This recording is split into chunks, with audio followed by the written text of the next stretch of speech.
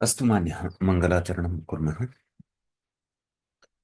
ॐ विश्वानि देवसवितर्दुरितानि परासु वा यद्भद्रं तन्न आसु वा वाक्यकारं वररुचिं भाष्यकारं पतञ्जलिं पाणिनिं सूत्रकारं च प्रणतोऽस्मि मुनित्रयम् श्रौत्रार्हन्ति चणैर्गुण्यैर्महर्षिभिरहरदिवम् तोष्टुयमानोऽप्यगुणो विभुर्विजयतेतराम् पूर्वार्धे कथितास्तुर्यपञ्चमाध्यायवर्तिनः प्रत्यया अथ कथ्यन्ते तृतीयाध्यायगोचराः।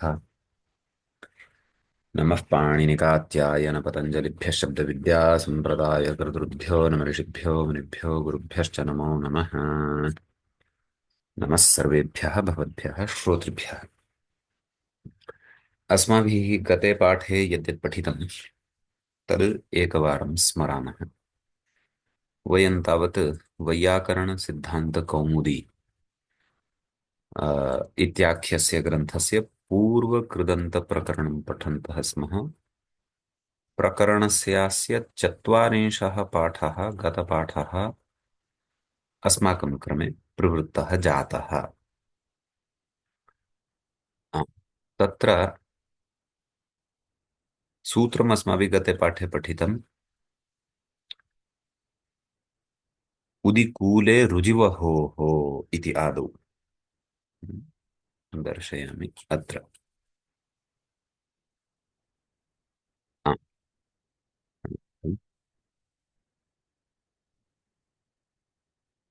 उत्पूर्वाभ्यां रुजिवहाभ्यां कूले कर्मण्युपपदे खश स्यात् इति अर्थः दृष्टः। कूलम् उद्रजति इति कूलम् उद्रुजः, कूलम् उद्वहः इति उदाहरणद्वयं साधितम्। ततः सूत्रं पठितं वहाभ्रे लिहः इति। वहः स्कन्धः, तं लेढी इति वहन् लिहः गौः इति वहन् लिहः इति उदाहरणं साधितम्। अदादित्वात् छपः लुक् भवति, अत्र लिह धातुः अदादित् गणे भवति इति कारणात्। खश ङित्वात् च गुणः न भवति, वहन् लेहः इति न भवति, वहन् लिहः इत्येव भवति इति। अभ्रम् अभ्रम् इति उपपदे तु अभ्रं लिहो वायुः इति उदाहरणं साधितम्। ततः परिमाणे पचः इति उदाहरण इति सूत्रम् अस्माभिः पठितम्। परिमाणवाचके सुबन्ते कर्मण्युपपदे पच धातोः खष् प्रत्ययः भवति इति अस्य सूत्रार्थः अस्माभिः विस्तरेण दृष्टः आसीत्। प्रस्थं पचास्थाली इति उदाहरणं साधितम्।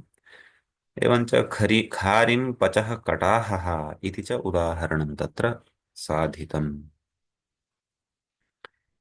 ततः आ, इतः अग्रे पठनीयमस्ति। एतावान् विषयः गते पाठे अस्माभिः पठितः। एषः चत्वारिंशः पाठः पूर्वकृदन्तप्रकरणस्य अस्माकं क्रमे प्रवृत्तः अभूत्। अधुना तावत् मान्यः पञ्चचत्वारिंशः पाठः अस्माकं क्रमे वैयाकरणसिद्धान्तकौमुद्याः पूर्वकृदन्तप्रकरणस्य आरब्धः भवति। एवं खलु मितनखे च इत्यतः एव पठनीयमस्ति खलु? आमाचार्य आम् आम् महोदय। आम्, एकचत्वारिंशत् पञ्चनाशत् एकचत्वारिंशत् मया एकपञ्चाशत् इत्युक्तम्। एकचत्वारिंशः पाठः अधुना आरभ्यते। अस्तु, तर्हि सूत्रमस्ति मितनखे च इति अस्ति। मितञ्च नखश्च, मितनखं तस्मिन् मितनखे इति समाहारद्वन्द्वः प्रकृते भवति। च इति अव्ययपदं भवति। प्रकृते अपि परिमाणे पचः इत्यतः पचः इत्यनुवर्तते, कर्मण्यण् इत्यतः कर्मणि, सुपिस्थः इत्यतः सुपि, एजेः खश् इत्यतः खश्, धातोः प्रत्ययः परश्च, एते इतरे अधिकाराः अत्र सम्बद्धाः भवन्ति। अतः सूत्रार्थः अत्र न कृतः। किमर्थं न कृतः? यत् सूत्रार्थं कर्तुम् अत्र बहु किमपि नास्ति। गतसूत्रस्य अर्थः सम्यक्तया कर्तुं ज्ञातः चेत् अत्रापि सरलतया सूत्रार्थः अवगन्तुं शक्यः। तर्हि तदेव सुबन्ते सुबन्तम् उपपदमपेक्षितं, तच्च कर्म अपेक्षितं, सुप्तिङन्तं कर्तुरीप्सिततमं कर्म, तच्च किं भवेत्? मितम् इति भवेत्, नखम् इति च भवेत्। अतः एतादृशं मित इति उपपदम् अपि च नख इति उपपदं यदा भवति तदा पच धातोः खश प्रत्ययः भवति इति अस्य सूत्रस्य अर्थः भवति। अर्थः ज्ञातश्चेत् उदाहरणानि साधयामः। मितं पचा ब्राह्मणी इति।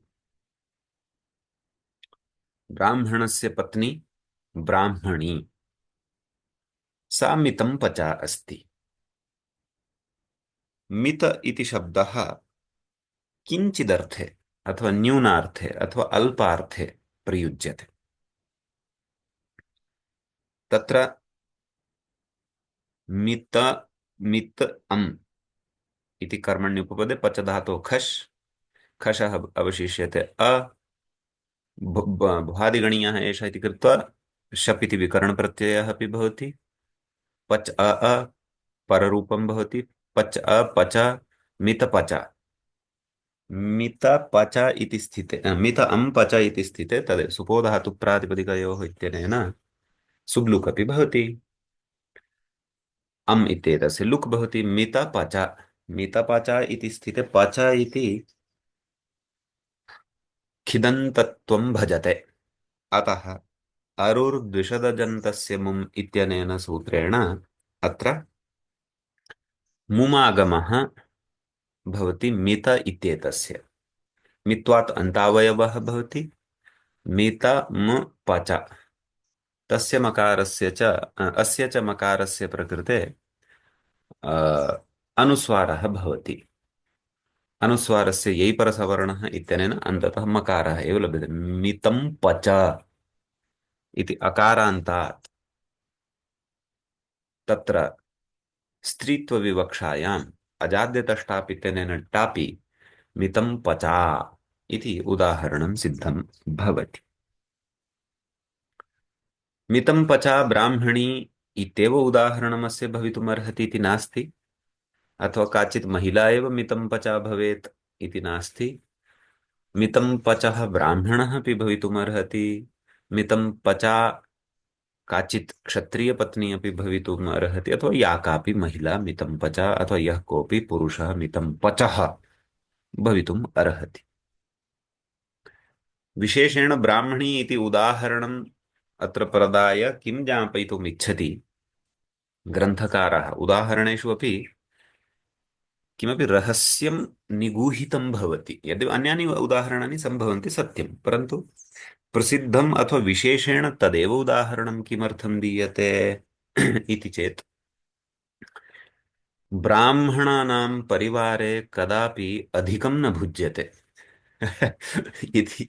वस्तुतः यः ब्राह्मणशब्दम्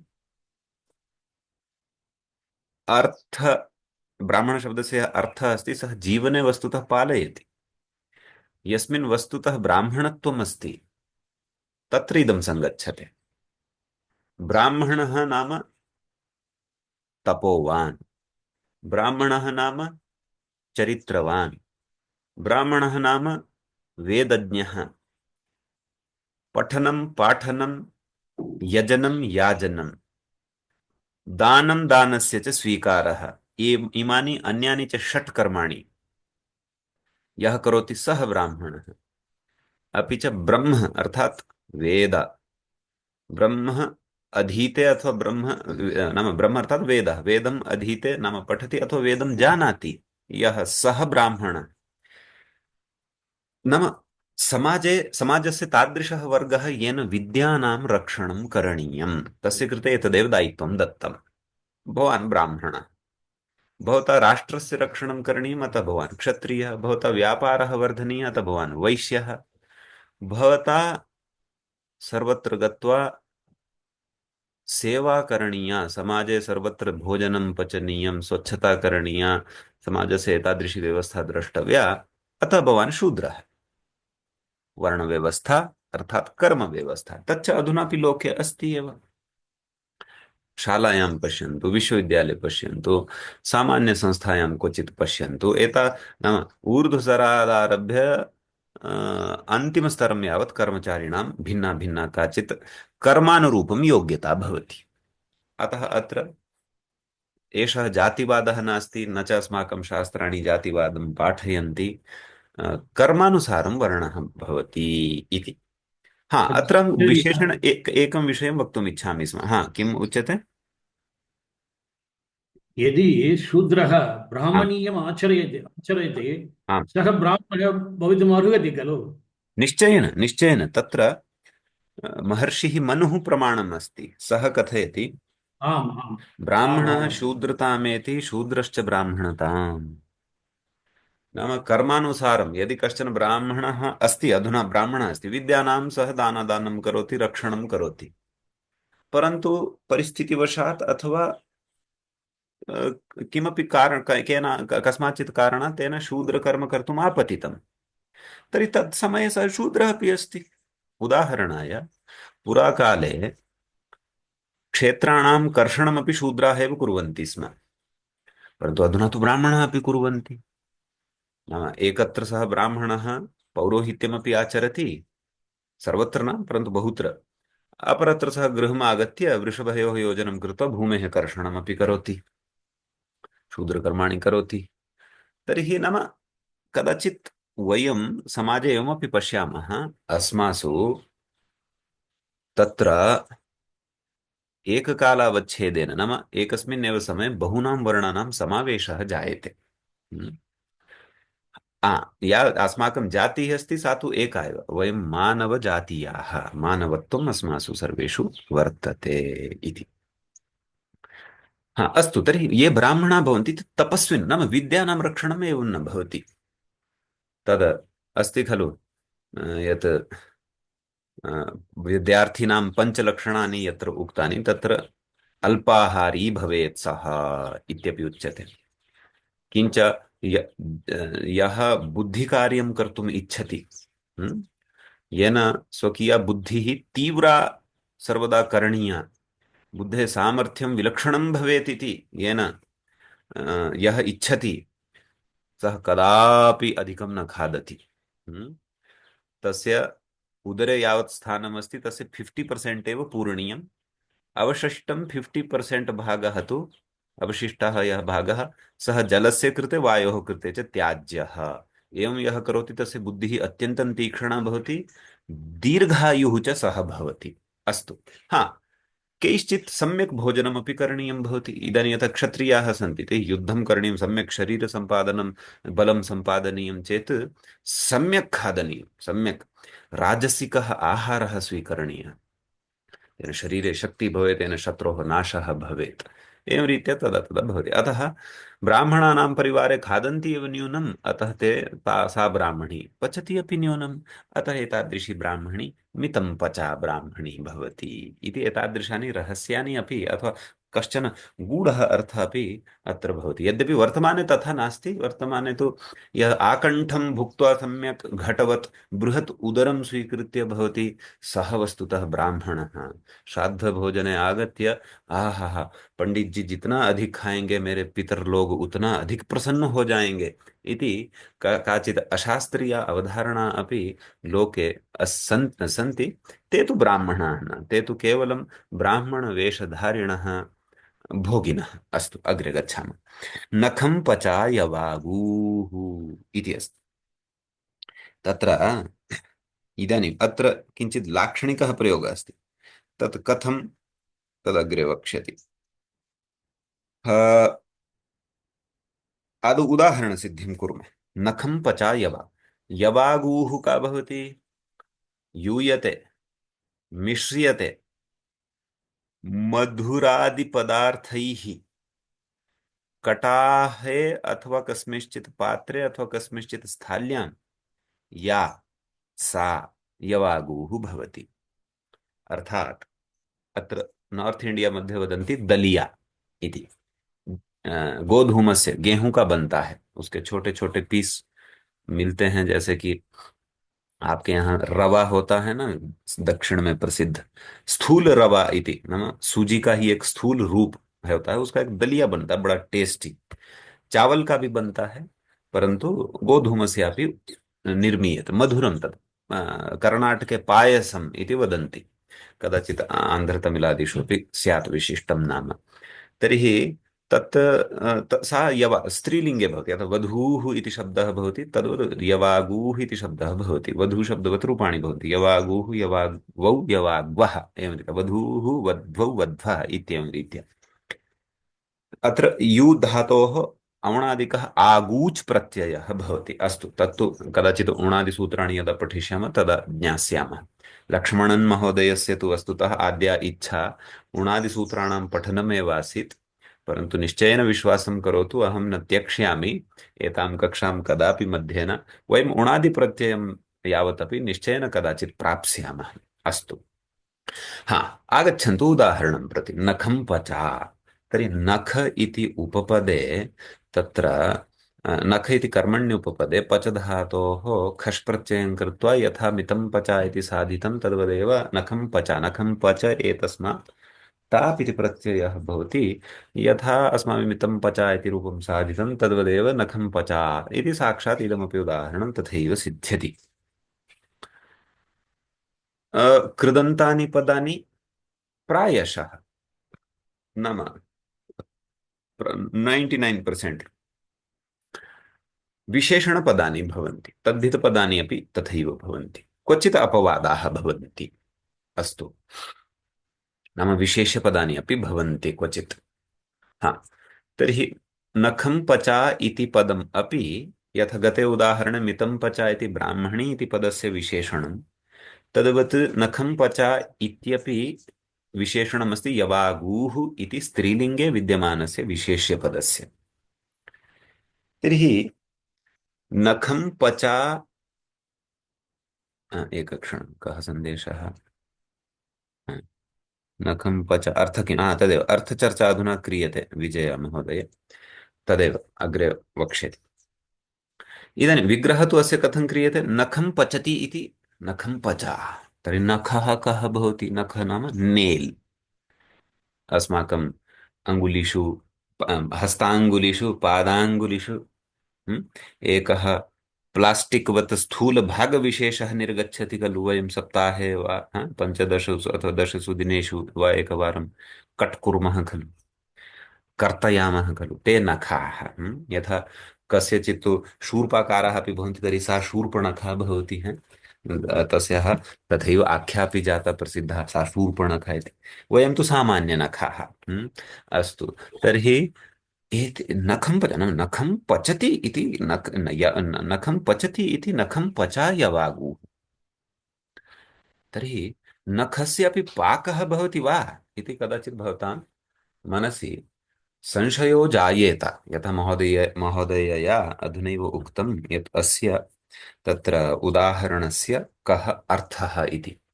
तर्हि सामान्यतया व्युत्पत्तिं पश्यामश्चेत्, पचधातोः च वयम् अर्थं पश्यामश्चेत्, तत्र डुपचष्पाके इति पचधातुं पुरस्कृत्य अस्माभिः सर्वदापि विक्लित्त्यनुकूलव्यापारार्थकः एव खलु पचधातुः प्रयुक्तः, अर्थात् पाकार्थे एव पचधातुः प्रयुक्तः।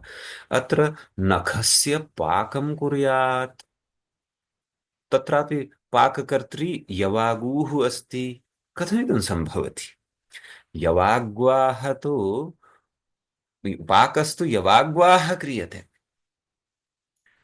नखस्य पाकः न खलु सम्भवति। तर्हि अपि च नखः किं पाकस्य विशेषः अस्ति वा?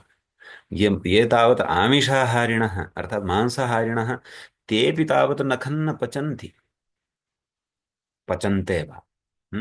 तेऽपि नखं पृथक्कृत्य तत्र मांसपिण्डविशेषपाकमेव कुर्वन्ति।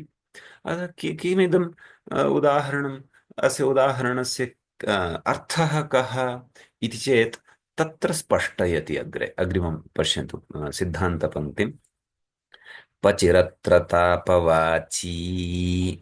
पश्यन्तु, एतेन भवन्तः इदमपि ज्ञास्यन्ति यदहं मध्ये मध्ये वदन् भवामि भवतां प्रश्नेषु सत्सु, यत् धातवस्तावत् अनेकार्थकाः भवन्ति। भूधातोः सत्ता इत्येव अर्थः इति न, उत्पत्त्यादयः अन्येपि बहवः अर्थाः भवन्ति। डुपचष्पाके इति पचधातोः तत्र पाकः इत्येव अर्थः, सः तु प्रसिद्धः अर्थः, परन्तु ततः विहाय अन्येपि अर्थाः भवन्ति। तर्हि अत्र उच्यते पचिरत्र तापवाची, नाम पच धातुः प्रकृतसूत्रे मितनखे च इत्यत्र तत्र तत्रापि नखं पचाय वागुः इति उदाहरणे मितं पच इत्यत्र तु तत्र अ, पाकार्थकः एव पच धातुः, परन्तु तत्र नखं पचाय वागुः इत्यत्र तु एषः पच धातुः तापवाचकः। नाम नाम सः यः नाम यवागुः या अस्ति, किं कुर्मः वयं यदा खादितुम् आरभामहे यवागुं, तदा कश्चन परिवेशयति, नाम स्थालिकायां स्थापयति, वयं खादितुम् आरभामहे, तर्हि उष्णा भवति सा। तदा कदाचित् वयं त्वरया वा वेगेन वा यवाग्वाः स्पर्शं कुर्मः, तदा अरे अरे जल गया, हाथ जल गया, हाथ जल गया, ओहो बहुत गर्म है, थोड़ा किंचित शीतलम् अथवा चमसं यच्छन्तु, चमसेन खादिष्यामि, फुत्कारं कृत्वा खादिष्यामि। अतः सा यवागुः तावती उष्णा वर्तते, यस्याः स्पर्शेन नखः अपि तापं प्राप्नुवन्नस्ति। चर्मणः तु कः, को वा विशेषः, न चर्म तु तत्र कदाचित् ज्वलेद एव, परन्तु नखः अपि तत्र तप्तः भवति। तावती उष्णा एषा यवागुः अस्ति, यस्याः वयं स्पर्शं कुर्मश्चेत् तत्र नखः अपि उष्णः भवति। एतादृशः अर्थः पचधातोः तापार्थं पुरस्कृत्य अत्र गृह्यते। अत्र नाम तापार्थे स्वीकारे अत्र किं मानम् इति कदाचित् भवतां प्रश्नः जायेत। इति चेत् वाङ्मये कृतः व्यवहारः, कृतः प्रयोगः एव तत्र प्रमाणं भवति। अतः प्रयोगानुसारमेव धातूनामपि अर्थाः यथा यथं तत्र अस्माभिः स्वीक्रियन्ते इति अस्ति। तर्हि अवगतं खलु अस्य उदाहरणस्य अर्थः स्पष्टः? आचार्य, हम्म, अत्र मनोरमायां हम्म। नकानां विक्लित् असम्भवात् आह पचि पचि पचिरत्र। तदेव नखानां विक्लित्य संभवात्, नाम नखानां पाको न संभवति इति भावः। विक्लित्तिः नाम तस्मिन् पदार्थे पक्वम्। पक्वत्वम् अथवा मृदुत्वं यदा आगच्छति। देवदत्तः ओदनं पचति, तत्र पचधातोः विक्लित्यनुकूलः व्यापारः, नाम विक्लित्तिजनकः व्यापारः, विक्लित्तिजनकक्रिया सा, नाम विक्लित्तिम् उत्पादयति कस्मिंश्चित् पाकः नाम स एव कस्मिंश्चिदपि पच्यमाने पदार्थे अथवा भक्ष्यमाणे पदार्थे तस्य पाकात् पूर्वं या स्थितिः भवति तां स्थितिं परिवर्तयति। यथा तण्डुलाः कठोराः भवन्ति, परन्तु पाकः यदा क्रियते तदा ते कठोरतण्डुलाः मृदुत्वं प्राप्नुवन्ति। सा एव विक्लित्तिः अस्ति। नखानां तु विक्लित्तिः न सम्भवति। वयम् अस्माकम् अस्माकं नखान् कर्तयित्वा प्रेशर् कुकर् मध्ये स्थापयित्वा 10 वा 20 वा तत्र विसल् दद्मः चेदपि ते नखाः तु तथैव स्थास्यन्ति, तत्र तु विक्लिप्तिर्न भवति। यतः तदेव उक्तं खलु, अस्माकं शरीरात् तादृशः भागः निर्गच्छति यथा लोके प्लास्टिक् इति दृश्यते खलु। अतः एतादृशपदार्थानां विक्लित्तिः न सम्भवति। अतः अत्र पचधातुः प्रयोगानुरोधेन तावत् तापार्थकः स्वीक्रियते इति अस्ति विषयः। किञ्च धातूनाम् अनेकार्थत्वम् इति विषयः स्वयं सूत्रकारेण ध्वनितः अस्ति। साक्षात् सूत्रमाध्यमेन अपि एषः विषयः ध्वनितः अस्ति। तत्तु यथा यथम् अहं स्मारयामि एव, परन्तु अत्रापि एकम् उदाहरणम् अत्र लब्धं। कोऽपि पृच्छेत् धातूनाम् अनेकार्थत्वे किं मानं, तर्हि एतादृशानि उदाहरणानि तत्र अस्माभिः वक्तुं शक्यन्ते। स्पष्टं वा मान्याः? आमाचार्य। अग्रे पठामः। म- आं महोदय, महोदय वदतु। अस्य सूत्रस्य विवरणम् अभवत् वा अन्यत् किमपि अस्ति वा वक्तव्यम्? एकक्षणं पश्यामि मूले। आम्, मितनखे च इति सूत्रस्य विवरणं सम्पन्नम्। पूर्वस्मिन् सूत्रे मम प्रश्नः अस्ति। हम्म। अरुद्विज अरुद्विषदजन्तस्य मुप् इत्यनेन। अरोर्द्विषदजन्तस्य मुम्। हा, अत्र क्षम्यतां, तत्र अजन्तस्य इति अस्ति, परन्तु अरुः इति किम् अस्ति अहं विस्मृतवती, तस्य क्षम्यताम्। उदाहरणम् अग्रे वक्ष। एकक्षणम्। अच्यन्तः अजन्तः नैव इति तु नैव, एतत्तु स्मरामि। अग्रे पठनीयमस्ति अधुना। विद्धरुषो एवं वा? स्तुतः, तत्तु न पठितमस्ति इतोपि। न न, एतत्तु पूर्वसूत्रमस्ति किल, तत्र एजेः कष् इति सूत्रात् अनन्तरं वयं पठितवन्तः, परन्तु तत्र हम्म। अरुद्विषदन् मुप् इति आगमः भवति किल। आम्, अरुर्दुषदजन्तस्य मुम् इत्यनेन हा, मुमागमः भवति। तत्र अरुः इति कथं भवति इति किं तत् किं किं कथं एकवारं भवति? अरुः इति कथं तत्र भवति अरुस् इति अरु। मूलतः शब्दः, सान्तः शब्दः अरुस्।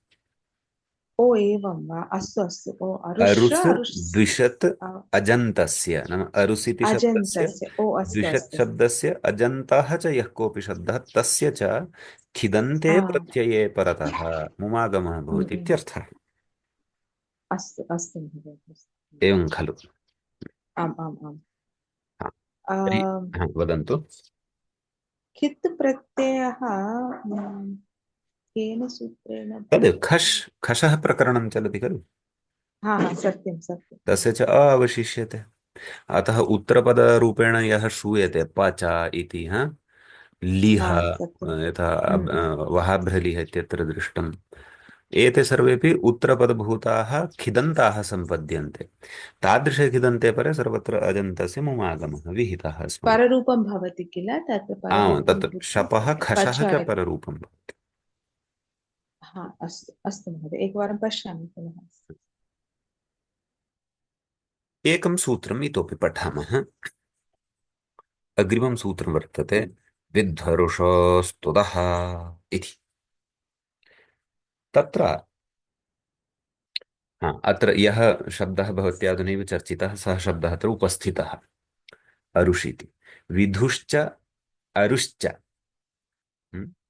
अरुस् इति मूलतः भवति सकारस्य षकारादेशः भवति, आदेशप्रत्यययोः इत्यनेन अतः अरुष् इति मूर्धन्यशान्तः सम्पद्यते।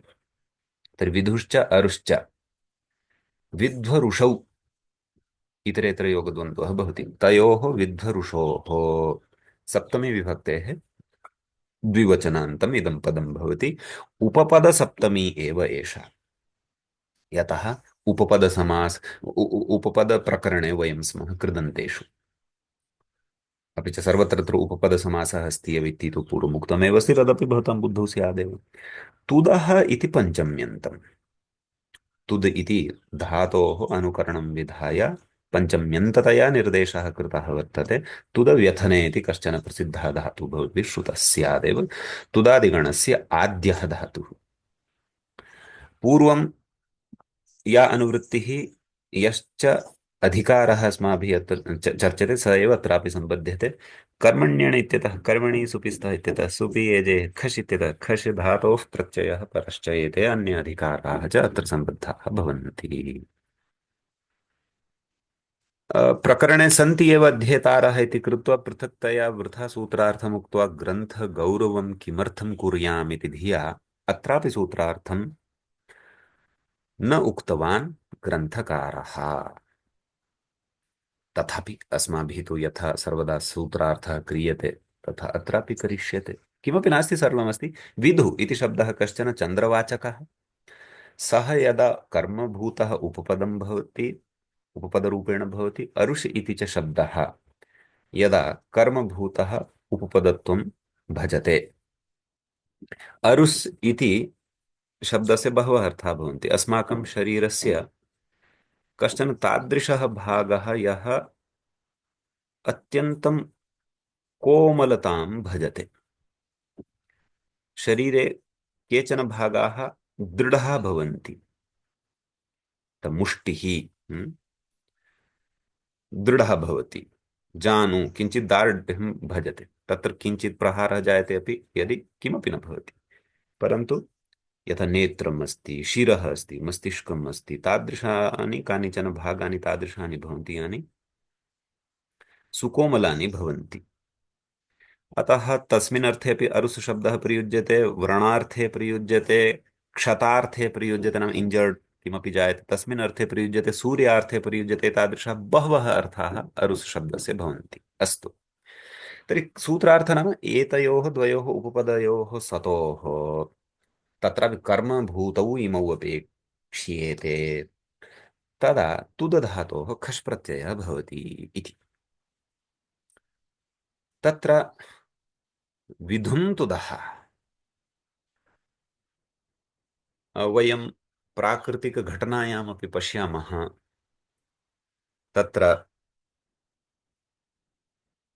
छायाग्रहविशेषः राहुः चन्द्रम् अतिक्राम्य यदा तिष्ठति तस्य छाया अन्धकारः जायते, चन्द्रग्रहणं जायते। अतः सः राहुः तत्र लक्षणया उच्यते, अरे एषः छायाग्रहः चन्द्रं पीडयन् अस्ति, तस्य कृते क्लेशं यच्छन् अस्ति। अतः विधुं तुदः नाम विधुं तुदति इति विग्रहः अत्र भवति। नाम विधोः कृते, चन्द्रस्य कृते कष्टं ददाति। तद् ग्रहणादिघटनानां बोधनाय पौराणिके वाङ्मये तथा रुचिकर्यः कथाः कृताः, तावदेव। तत्र राहुग्रहः छायाग्रहः आगत्य चन्द्रस्य कृते किमपि कष्टं ददाति अथवा तं रोदयति इति नास्ति किमपि। यथा चन्द्रः अपि जडग्रहः पृथ्वीवत्, राहुः अपि छायाभूतः कश्चन ग्रहकोटौ स्थापितः वर्तते। अतः सः भावः नाम तम् आच्छादयति, तस्य दर्शनादिकं न कारयति, तस्य अस्तित्वं कस्मैचित् किञ्चित् कालाय समापयति इति भावः। यद्यपि अस्तित्वे तु सः भवति, परन्तु अस्माभिः न दृश्यते तस्मिन् समये। वदन्ति खलु कि राहु चंद्र को राहु ने ग्रस लिया है, अर्थात तत्र ग्रहणे सा छाया, सः छाया विशेषः कारणं भवति इति वदन्ति। विस्तरार्थं तु अत्र सूर्यसिद्धान्तः इति ज्योतिर्विज्ञानग्रन्थः द्रष्टव्यः। अस्तु, रूपसिद्धिं प्रति आगच्छामि। विधुं तुदति, तर्हि विधुम् इति कर्मण्युपपदे तुद धातुः खश् प्रत्ययः भवति। अन्यत् सर्वं भवन्तः जानन्ति एव। तुद तुदादिभ्यः शः इत्यनेन शविकरणप्रत्ययः न विस्मर्तव्यः, यतः तस्य कारणादेव अत्र तुद इत्यत्र प्राप्यमाणः लघुपदगुणः पुगन्तलघुपदस्य च इत्यनेन निषिद्धः भवति। कुतः? सार्वधातुकमपि इत्यनेन शप्रत्ययस्य ङित्वात् ङिति च इति निषेधस्य उपस्थितत्वात् च तदिदम् अस्माभिः वहन् लिहः इत्यादिषु प्रयोगेषु विस्तरेण चर्चितमेव, नूतनः विचारः नास्ति। मुमागमः विधु इति शब्दस्य तस्य अनुस्वारः परसवर्णं विधुं तुदा, तत विभक्तिकार्ये कृते विधुं तुदः इति प्रयोगः सिद्धः भवति। अस्य उदाहरणस्य स्पष्टता जाता खलु? एतदनन्तरम् अत्र पूर्णविरामः अस्ति, मिस्प्रिण्ट् अस्ति किञ्चित् अत्र, जानन्ति। विधुं तुदः आं इति महोदय। इदानीम् आम् अग्रिमम् उदाहरणं पश्यामः। अरुन् तुदः। तर्हि तत्र अरुषं नाम मर्मस्थलविशेषम् अथवा सूर्यार्थमपि स्वीकर्तुं शक्नुवन्ति। बहवः अर्थाः सन्ति, कोशे पश्यन्तु। अतः अरुः यः वर्तते तं तुदति, तस्य कृते कष्टं जनयति, यः सः अरुन्तुदः भवति। अत्र किञ्चित् प्रक्रियायां विशेषः अस्ति, अर्थः तु कथञ्चिदपि कल्पयितुं शक्यते अरुषिशब्दस्य विविधान् अर्थान् पुरस्कृत्य। तर्हि अरुस् इति उपपदे तुद धातुः खश्, अरुन्तुद अ कर्म तत्र अम् इति यः विग्रहे भवति, अरुस् अम् तुद् एवं खलु स्थितिः जायते। खश् भवति, पुनः श अपि भवति। तर्हि अस्यां स्थितौ प्रकृते मुमागमः भवति, केन? अरुर्द्विषदजन्तस्य मुम्। इदानीम् अरुर्द्विषदजन्तस्य मुम् इति सूत्रे अरुस् इति शब्दस्य ग्रहणस्य भवन्तः प्रयोजनमपि स्पष्टतया ज्ञास्यन्ति। नाम अरुस् इति शब्दः अजन्तः नास्ति, तत्र अजन्तानामपि मुमागमः उक्तः खलु, अरुर्द्विषदजन्तस्य मुम्। तर्हि अजन्तः नास्ति, परन्तु अरुस् शब्दस्य मुमागमः अपेक्षितः, अतः एव सूत्रे तस्य ग्रहणं कृतं। तर्हि का स्थितिः जायते? अरुस् मु तुद् अ। इदानीं साध्यमानः यः प्रयोगः अरुन्तुदः इति, तत्र तु सकारः न खलु श्रूयते। यत् अरुस् इति शब्दः अस्ति, तस्य का गतिः? तस्य गतिं कथयति, पश्यन्तु। मुमि कृते संयोगान्तस्य लोपः इति। तर्हि पश्यन्तु, अरुस् अम् इति स्थिते अमन्तत्वात् अरुस् इत्यस्य पदत्वम् अस्ति।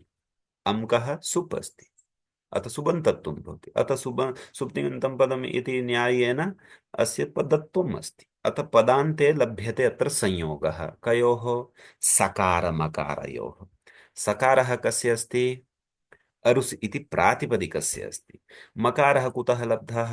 मुमागमात् लब्धः।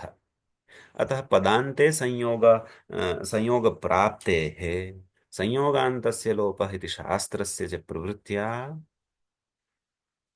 अत्र एकक्षणं संयोग मुमि कृते संयोगान्तलोपः अरुन्तुदः अरुस् स्कोः संयोगाद्योरन्ते च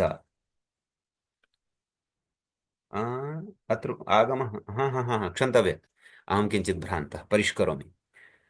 अरुस् मुम् कथमस्ति? मुम् तु मित् अस्ति खलु। हरि ओम्, हरि ओम्।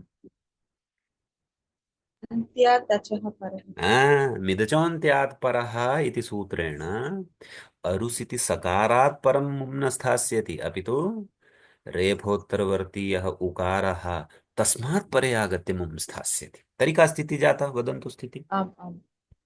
अरुन् नकारः, तस्मात् अनन्तरं सकारः। नकारः तु पश्चात् आगमिष्यति। अरु म, मुमः म क्षम्यतां, मा अरु आगच्छति, तस्मात् म स तुद् अ। इदानीं संयोगान्तस्य लोपः। इदानीं तर्हि संयोगः कयोः लब्धः? मकारसकारयोः। मया पूर्वं सकारमकारयोः इति भ्रान्तिवशात् उक्तं, तत् परिष्कृत्य अधुना विशुद्धां प्रक्रियां गृह्णन्तु। इदानीं मकारसकारयोः संयोगः यः लब्धः, तत्र सकारस्य संयोगान्तस्य लोपेन लोपः। तर्हि किमवशिष्टम्? अरुम् तुदः। इदानीं मोनुस्वारः, ततः अनुस्वारस्य वर्धनम्। अरुन्तुदः।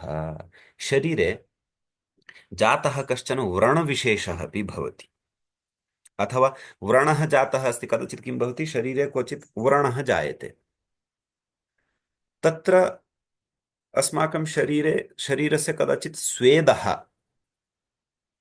पतति, अतः स्वेदस्य स्पर्शः तेन सह भवति। तर्हि अरुस् शब्दः व्रणार्थे अपि अस्ति।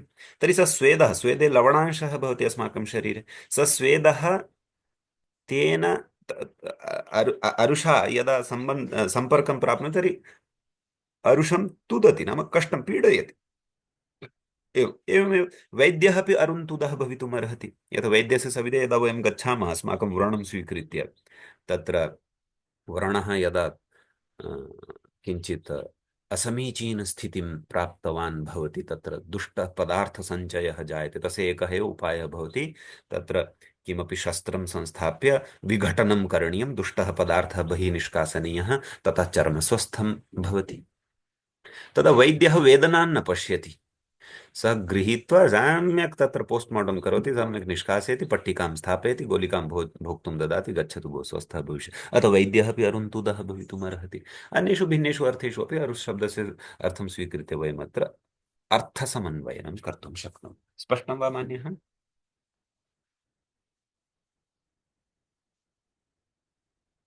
हरिः ओम्। आम् महोदय। समीचीनं। तर्हि अद्यतनपाठः अहं चिन्तयामि अलम् एतेन। अग्रिमं सूत्रम् असूर्यललाटयोर्दृशतपोः, अत्र कश्चन विशेषः अस्ति। तं विशेषं सविस्तरम् अग्रिमकक्षायां पठिष्यामः। अद्यतनपाठं पुरस्कृत्य कापि जिज्ञासा, कोऽपि प्रश्नः चेत् भवद्भिः शक्यः उपस्थापयितुम्। अद्यतने कक्षा 40 अस्ति वा? 41? एकचत्वारिंशः पाठः इति स्मरामि। एवं एकक्षणम्, पूर्वस्मिन् कक्षायां एकक्षणं, मया तत्र लिखितमस्ति 9 चत्वारिंशः। हाँ, 40 पाठः गतपाठः प्रवृत्तः, अद्यतनपाठः 1 पाठः एवं वा? अस्तु महोदय। स्म। अस्तु, तर्हि मङ्गलं कुर्मः। अस्तु। आं महोदय। ॐ विश्वानि देव सवितर्दुरितानि परासु वा, यद्भद्रं तन्न आसु वा। वाक्यकारं वररुचिं भाष्यकारं पतञ्जलिं पाणिनिं सूत्रकारं च प्रणतोऽस्मि मुनित्रयम्। श्रौत्रार्हन्ति जनैर्गुण्यैर्महर्षिभिरहर्दिवन्तोऽष्टुय्यमानोऽप्यगुणो विभर्जयते तराम्। पूर्वार्धे कथितास्तुर्यपञ्चमाध्यायवर्तिनः प्रत्यया अथ कथ्यन्ते तृतीयाध्यायगोचराः। नमः पाणिनिकात्यायन पतञ्जलिभ्यः शब्दविद्यासम्प्रदायकरुभ्यो नमः ऋषिभ्यो मुनिभ्यो गुरुभ्यश्च नमो नमः। नमः सर्वेभ्यः भवद्भ्यः। एवञ्च वैयाकरणसिद्धान्तकौमुद्याः पूर्वकृदन्तप्रकरणस्यास्य 1 एष पाठः सम्पन्नतां गतः। अग्रिमकक्षायाम् अग्रिमं सूत्रमादाय पुनरुपस्थिताः भविष्यामः। तावता नमः। धन्यवादः।